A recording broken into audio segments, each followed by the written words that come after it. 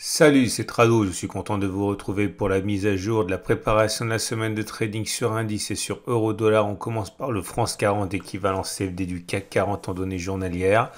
On voit que la tendance n'est pas clairement établie, la tendance de long terme sur cette unité de temps est haussière avec la M200 qui monte, mais c'est à peu près tout avec des moyennes mobiles à 50, à 20, à 7 jours qui sont en train de dériver à plat. Autrement dit, il n'y a pas de tendance ou encore les traders vont tenter de prendre appui sur des unités de temps, des repères sur des unités de temps supérieures pour intervenir. Par exemple, un retour sur le support hebdomadaire des 6250, 6460 pourra faire l'objet d'un achat. En particulier avec un stop loss en cas de passage en dessous de cette zone. Également pour les acheteurs, ceux qui ont un biais aussi, une clôture au-dessus de la résistance des 6910, 6900 pourra faire l'objet d'achat avec un stop loss en cas de clôture en dessous de cette zone. Les traders qui ont un biais baissier font l'inverse. Ils attendent sans doute que l'on revienne sur la zone de résistance hebdomadaire des 6910, 6900 en mettant un stop loss au cas où on clôturerait au-dessus de cette zone ou alors que l'on casse la zone de support des 6250, 6460 en mettant un stop loss en cas de retour et de clôture au-dessus de cette zone. Sur les données 4 heures, la situation est à peine plus claire avec une tendance qui est très partagée. On est avec une M7, une M20, une M50 qui se croisent, qui se décroisent, qui transitent à plat. Il semblerait au regard de la moyenne mobile à 200 périodes que sur cette unité de temps, la tendance soit essentiellement baissière, mais ça se joue vraiment à pas grand chose.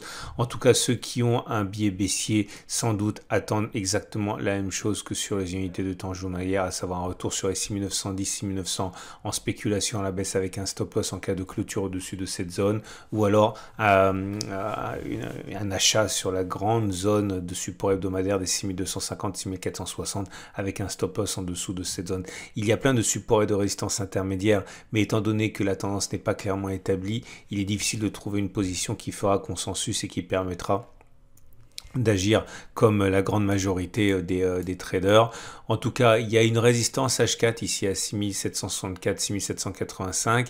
C'est une zone dans laquelle un signal baissier pourrait éventuellement inciter les traders avec un biais vendeur à rentrer en position. Ils mettront un stop loss au-dessus de cette zone, mais attention, c'est un trade qui est délicat compte tenu du fait que c'est une position baissière alors que la tendance n'est pas vraiment baissière.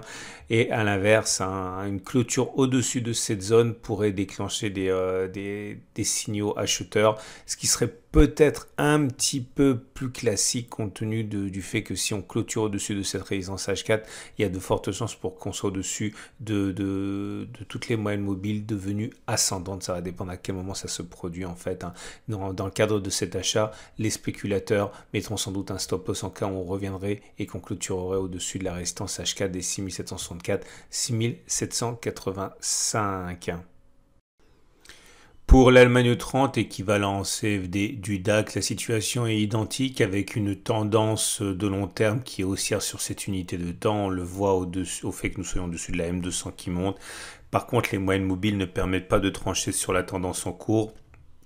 Ce qui explique que les traders attendent que l'on revienne sur des niveaux déterminants, en particulier sur l'unité de temps supérieure pour tenter de trouver des trades à probabilité de réussite plus élevée, notamment en retour sur le support hebdomadaire des 15 500, 15 050 est mis à profit.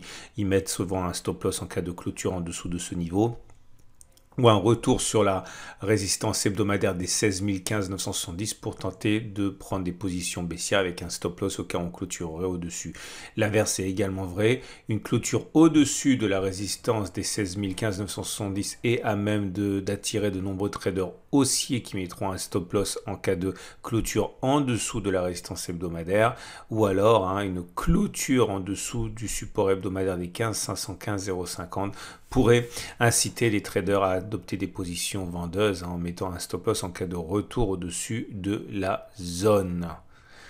Pour les données 4 heures à présent, sur les données 4 heures, donc la tendance de long terme est baissière, on est en dessous de la M200, ce qui implique que probablement que la résistance H4 15 790, 15 780 sera à même d'attirer des spéculateurs à la baisse. Ils mettront souvent un stop loss en cas de clôture au-dessus de cette zone. Sinon, les mêmes niveaux semblent pertinents sur les données 4 heures, à savoir un retour sur le support des 15 500, 15 050 pourrait intéresser les traders haussiers, comme une cassure de la résistance des 15 970 et une cassure de la zone de support des 1550, 15050, enfin toute cette zone grise à la baisse pourrait intéresser les traders baissiers avec un stop loss. Attention à la longueur, à la grosseur, à la largeur de cette zone qui rend le positionnement assez difficile pour le stop loss, mais en tout cas la logique veut que des traders tentent de spéculer à la baisse en cas de cassure du support journalier, comme ils pourraient éventuellement être intéressés par une spéculation à la baisse en cas de retour sur la résistance hebdomadaire des 16 970 avec un stop loss en cas de clôture au-dessus de cette même zone. Et voilà la situation sur le Wall Street, équivalent CFD du Dow Jones. On voit que là aussi la tendance de long terme sur cette unité de temps est haussière avec des cours au-dessus de la M200. Mais pour le reste, c'est très neutre avec la M7, la M20, la M50 qui s'aplatissent. Alors, étant donné que c'est haussier par ballottage favorable, on va dire, les traders vont chercher à acheter de manière classique. Donc une clôture au-dessus de la résistance hebdomadaire des 35 650, 35 450 pourrait intéresser les acheteurs, comme un retour sur le support intermédiaire des 34 050, 33 750 ou un retour sur les 33 250, 33 000. Dans les trois cas, les stop loss seront mis traditionnellement en cas de clôture en dessous de ces zones qui ont déclenché l'achat. Possibilité de spéculer à la baisse sur les unités de temps supérieures, donc qui peuvent s'imposer à l'absence de tendance en données journalières, autrement dit un retour sur la résistance hebdomadaire des 33 650, 35 450. À voir une cassure du support intermédiaire des 34 050, 33 750, mais c'est déjà plus compliqué puisque la tendance n'est pas clairement baissière, donc la spéculation à la baisse en cassure d'un support sur la même unité de temps est peut-être un petit peu plus difficile. À noter également que nous sommes sur une résistance intermédiaire qui est en passe d'être cassée à 34 570, 35 000, mais rien n'est moins sûr pour l'instant parce que c'est le tout début de la séance de lundi. Cette bougie va encore évoluer fortement tout au long de la journée.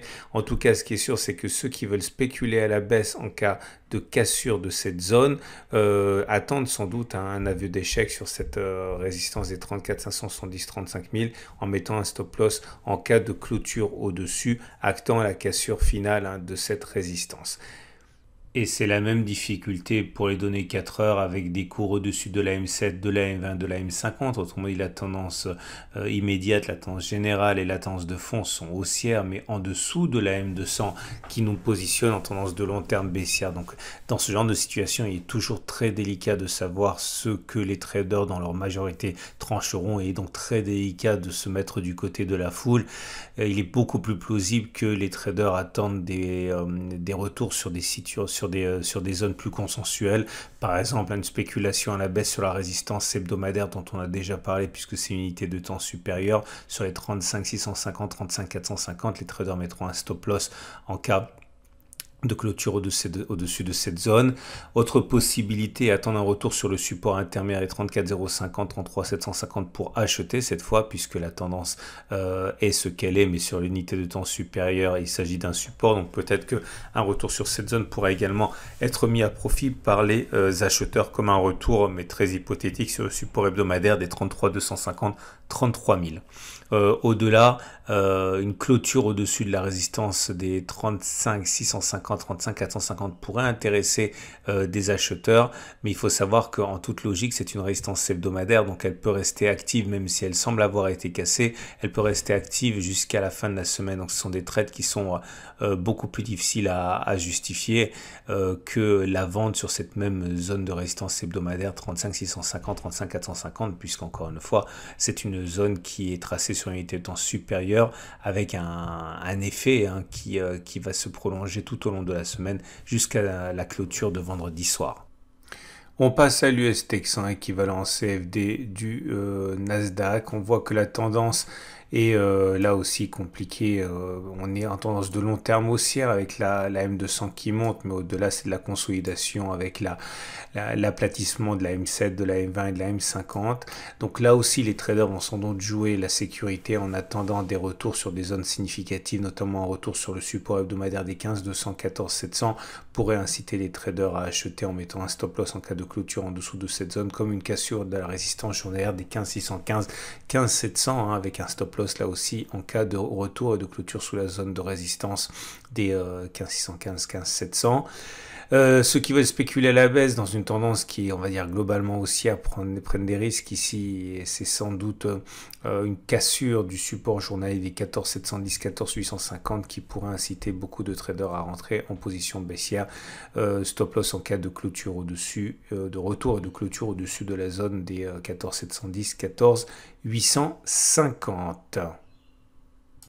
La situation sur les données 4 heures est plus consensuelle avec des cours au-dessus de la M7, de la M20, de la M50, de la M200. Donc la tendance sur cette unité de temps est plutôt haussière.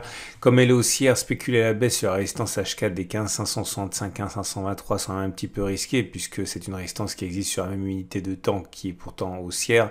Donc c'est plutôt un retour sur la résistance journalière des 15 615, 15 700 qui pourrait inciter les traders à spéculer à la baisse, comme un retour sur la grande zone grise, mais rien de neuf ici, hein, cette énorme zone grise qu'on a mentionné tout à l'heure et qui est comprise entre 15 200 14 700. Donc toute cette zone est une zone où les traders haussiers vont sans doute profiter pour initier des positions acheteuses. Et on termine avec l'euro-dollar en tendance journalière baissière sous la M200, sous la M20, sous la M50. Donc c'est globalement baissier. Dans ces conditions, les traders devraient normalement préférer acheter, enfin spéculer à la baisse. Ce sera le cas si on revient sur la zone des 1,1910, 1,1876. Spéculer à la baisse en cassure du support journalier des 1,1676, 1,63 est plus dangereux parce qu'on serait au contact du support hebdomadaire 1,1607, 1,1658 tracé sur une unité de temps supérieure qui peut s'imposer à la tendance baissière. Par contre, ceux qui veulent acheter, effectivement, seront nombreux sans doute à chercher un signal pour le faire sur la zone des 1,1607, 1,1658 pour la même raison, puisqu'il s'agit d'un support tracé sur une unité de temps supérieure. Et pour les données 4 heures, là aussi, la tendance, elle est baissière, en dessous de la M200, en dessous de la M50. Attention, la tendance générale et la tendance immédiate sont plutôt neutres avec la M7 et la M20 qui latéralisent. En tout cas, c'est globalement baissier. Donc, un retour sur la résistance H4, 1,1756, 1,1736 pourrait intéresser les traders intéressés par des spéculations à la baisse. Là aussi, normalement, la cassure du support H4, 1,1693, 1,1684 pourrait intéresser les vendeurs, mais ce serait dangereux car on serait immédiatement au contact du support journalier des 1,1676, 1,1663 qui est aussi une zone où les traders vont surtout chercher à acheter puisque c'est un support tracé sur une unité de temps supérieure. Au-delà, il y a cette grande zone grise ici qui pourrait intéresser les acheteurs qu'on a vu précédemment, les 1,1607, 1,1658. N'oubliez pas le stop loss en cas de franchissement en clôture de la zone que vous avez utilisée pour passer à l'action. Par exemple, spéculer à la baisse au contact de la résistance H4 des 1,1756, 1,1736 normalement devrait être assorti d'un stop loss en cas de clôture au-dessus de cette zone. Voilà ce qu'on pouvait dire pour les indices et pour l'euro-dollar. Je vous invite à retrouver à la fin de cette vidéo les analyses pour l'investissement à long terme sur les cryptos, sur les actions, mais également sur les grands indices à l'aide de trackers. Tout ça, c'est à la fin de cette vidéo-ci. Je vous donne rendez-vous la semaine prochaine pour la mise à jour.